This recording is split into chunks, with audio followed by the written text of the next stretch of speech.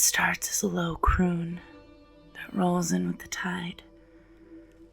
A sound so faint, it might just be the wind blowing through the clapboard shutters, through the portholes of docked fishing boats, and into narrow cracks along sagging doorways.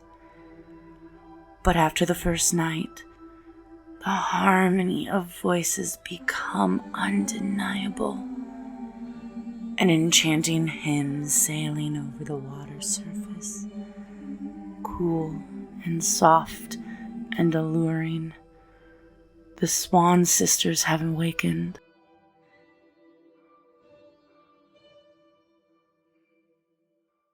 Hey guys, it's Sunny. Welcome back. Welcome to episode 27 of my podcast, Sunny's Geeky Grove, the podcast where you get to know me a little bit better and understand why I am so truly geeky and nerdy and just love all things pop culture and nerdom, fandom, whatever. It is what it is, man. At this point, if you don't know what you're getting into, welcome. It's a pretty lame ride, but I'm loving life. All right, so what you just heard at the beginning of the video is a quote from the book The Wicked Deep by Shae Ernshaw. It was her first novel, and it landed on the New York Times bestseller list. And that is what today's episode is going to be about. It's a little bit different, but I'm super stoked. Before we get into that, if you are new here, please hit that subscribe button. If you want to get notified whenever I upload, ring the bell. It'll send you an email or a push bell notification. Nope, a push notification. But and let's thumbs this video up if we like it, and if we don't like it, just walk away, because don't thumbs down. That just hurts my feelings. Hey, Lils. That was my cat. All right, enough waffling. Enough stalling. Let's get into the book. So, like I said at the intro, that was a quote from the book. One of my favorite quotes. I do have another quote, but I will share that with you later. Oh, Lilith, what? So, The Wicked Deep was published in hardcover with 310 pages, obviously paperback, ebook, Kindle version, all available as well. But it was published March 6, 2018 by Simon Pulse Publishing. And it is currently sitting at a 3.82 rating with 14,357 ratings. 3,652 of those actually took the time to write something, mine included. I gave it a 4 stars. My apologies. 4 stars.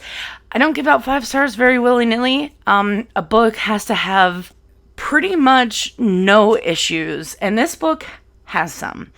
Now, they're not necessarily going to be issues that everybody has, but I will get into that later as well.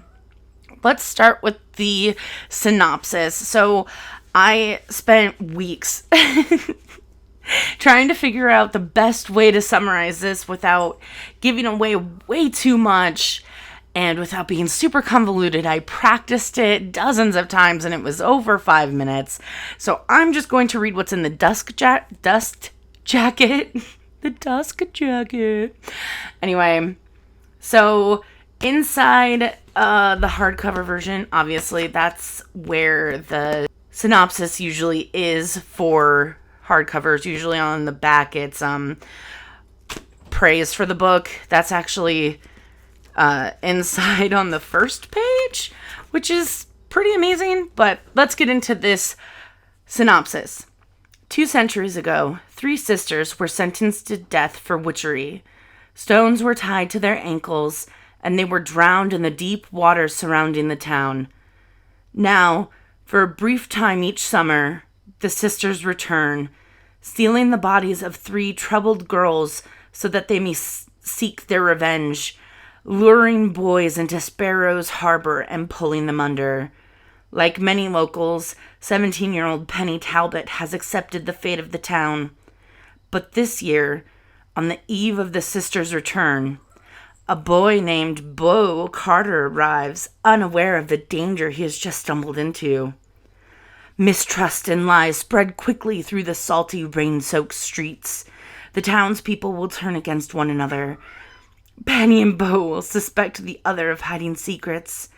And death will come swiftly to those who cannot resist the call of the sisters. But only Penny sees what others cannot, and she will be forced to choose, save Bo or save herself. Wonderful. I know that could sound, kind of cheesy, kind of corny, and I don't care. I'm here for it. It is a supernatural witch, paranormal, fantasy novel. It is told through the lens of young adult fiction. Young adult is not a genre. It is a lens through which a story is told. I will say that until my dying breath. Young adult's not a genre. It's just an age group of the characters and who it's typically aimed for. That's not the point of this. We're not discussing genres today, though we should. So, like the synopsis said, Penny Talbot's our protag. She is the character the story's about.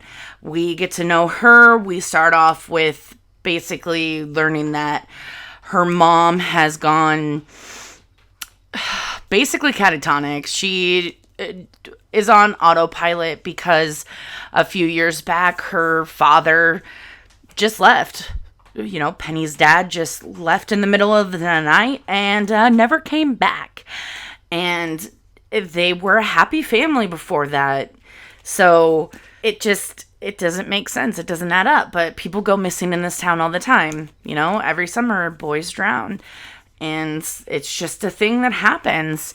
The town has grown to accept that.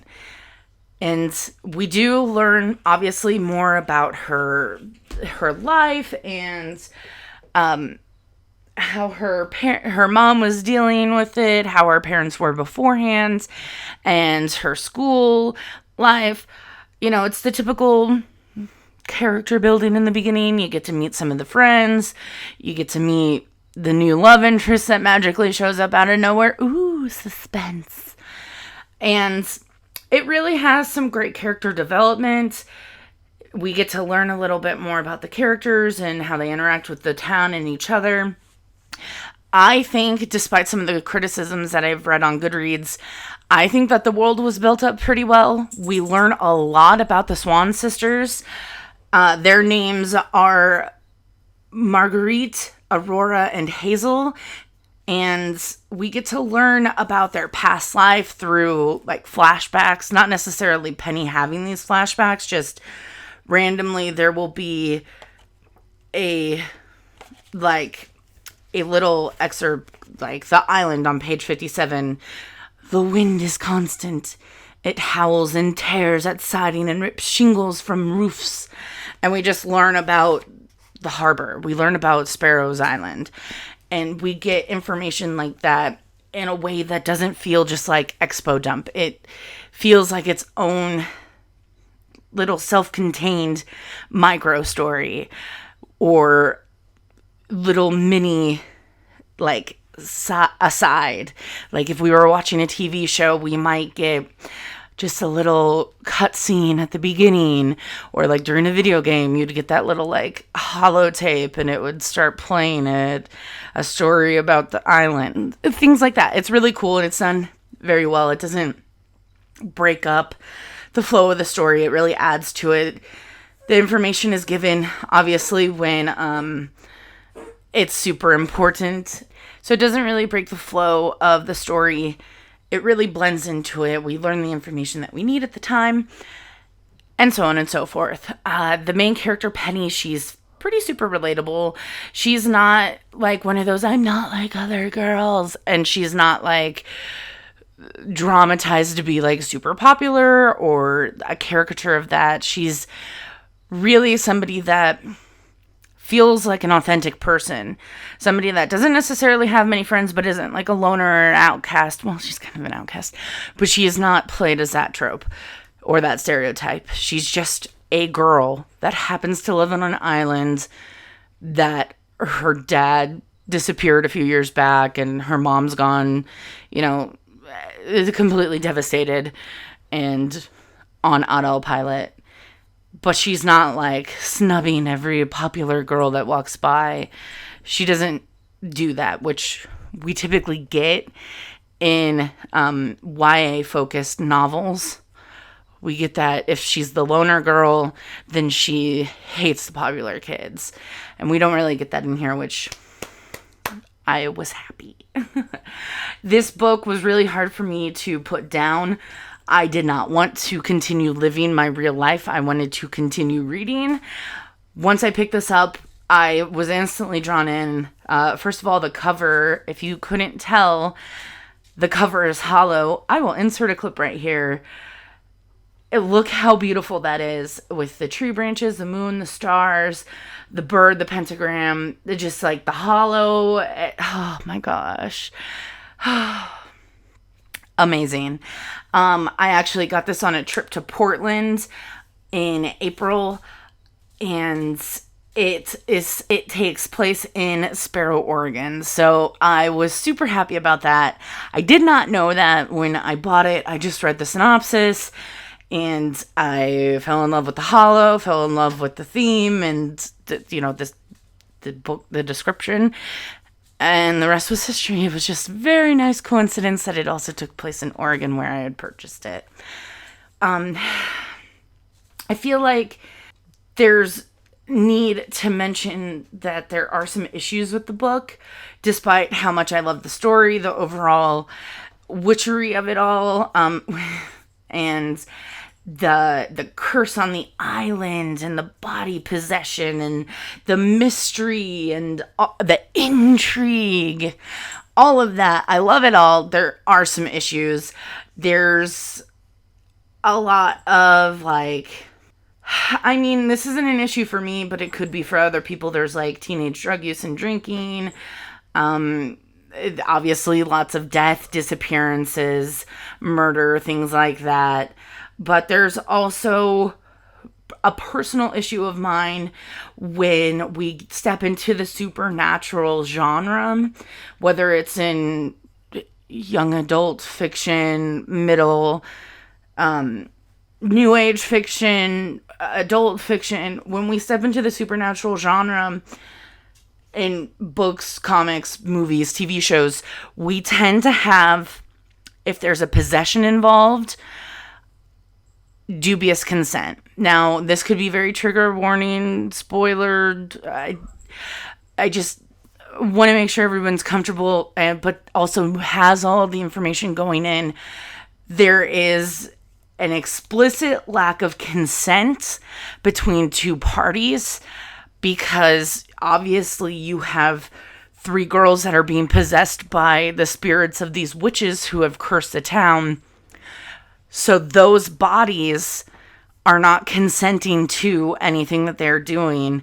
And if they're involved with a second party, that second party does not have enough information to fully understand and consent to whatever they are doing with this possessed girl.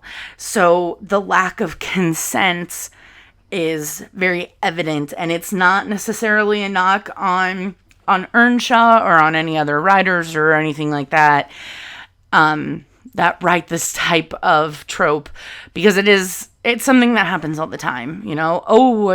This person was possessed by a demon and they slept with so and so. They didn't mean to do it. But okay, that they did not consent to that. Neither party did, really, unless the other party knew that they were with a demon. It's not a gray area. There's no consent given on either side, especially on the possessed person's side. So it's an issue of mine. That's why I could not give it 5 stars, because of the fact that, I realize that trope exists. It was not necessarily romanticized or glamorized or anything like that in the book. It's a couple of sentences, and it's not necessarily explicit in the fact that all 3 girls that get possessed sleep with the boys that they drown. That's not necessarily what it is. Obviously, you have the murder aspect of that as well. So we get that the sisters are evil, basically. And it's not played up in a way that we should be super ecstatic that these girls are being possessed and doing these things. I just feel like it is very important that that is made clear before you go into it, because that can be very triggering. And obviously, when you're reading a book, you're trying to escape. As far as me, sitting down and talking about it, I feel like bringing it to light is very important, because it is something that is continuously being done in media, and we don't necessarily talk about how it shouldn't be, or how it should be viewed as more evil and villainous than it is, because it isn't always necessarily viewed as a bad thing, or it doesn't necessarily always have negative repercussions, and it should.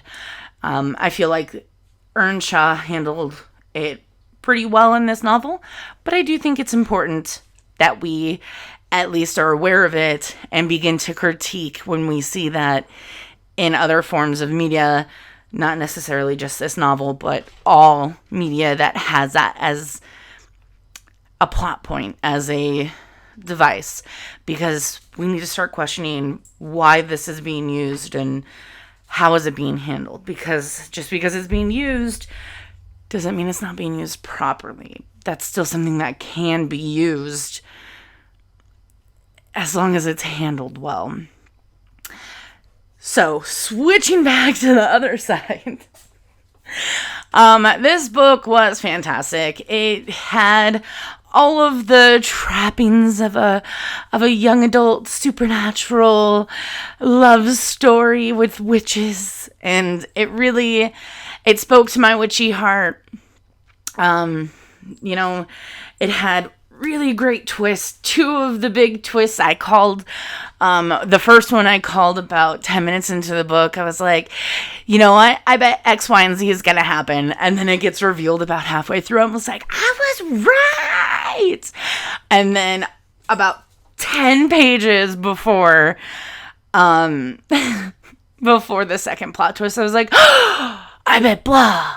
And then it was like, oh my gosh, it was also right. It's not that they were super predictable. I'm always one to be like, oh, well, I hope that this is going to happen, or maybe this is going to happen, or I bet you this is going to happen. Obviously, most book readers do that. Most people that watch TV do that. So, or a lot of us. I'm not the only one. I'm not special and unique like that. But it was great fun to just get the confirmation that I was right, because I freaking love being right. That is where I am going to leave it today. The Wicked Deep, I will drop some links down below. Credit for the thumbnail picture is down below for the music used for that intro quote. Oh yes, my second favorite quote. Love is an enchantress, devious and wild. It sneaks up behind you, soft and gentle and quiet, just before it slits your throat. I love it. It's not like super like groundbreaking, but it's just the way that it's just so wonderful. So good. I consumed this book in about 8 hours total. There were some passages that I read over a few times. Honestly, I think it was more like 6 hours now that I'm thinking about it. Like I said, the hardcover version is only 310 pages, which is a fairly standard YA paranormal length. There's not usually a lot of world building that needs to go on in that. There's a little bit, but it's not like super hardcore. So it's not just a big, huge exposition dump. It's not like they're inventing an entire new universe and inventing a bunch of other stuff like that, like languages and such. So it's just, our world, but better. And you can get it from Barnes and Noble or Amazon, or I got it from Powell City of Books in Portland, Oregon. When I purchased it, it was $7.98. Purchased, or the tag was April 30th, 2019. I believe I got it a couple weeks later. It was on sale. I think they were just trying to get rid of it since it was a 2018 title. And her second book was coming out pretty soon. So I think they were trying to capitalize on that. But Shae Ernshaw, she does have a second novel out. It is called Winterwood. And she is also a 2019 Oregon Book Award winner for The Wicked Deep. It was also an indie next pick. Anyway, but so that is where I'm going to leave it today. I strongly encourage you, if you are okay with that trigger warning section, I recommend this book. It's a great quick read, depending on, your reading style. Obviously, everybody reads at different speeds. Just because something takes me 6 hours doesn't mean it might not take somebody 4 or 10 or 12. Everybody has their own reading speed. Everybody comprehends things at different speeds and processes. Please don't judge others for how long it takes them to read a novel. 310 pages, despite the text being a little bit big. That's still a lot of pages. Plus, not everybody has a lot of free time. And maybe they need to refresh themselves. Anyway, so if you like this video, give it a thumbs up. If you disliked it, then just ignore that those buttons exist because you don't want to touch those. Subscribe if you haven't already, and ring that bell if you want to get notified. I'm going to head on out. Once again, my name has been Sunny. You have been amazing and wonderful, and I hope you have a fantastic, stellar day. Bye!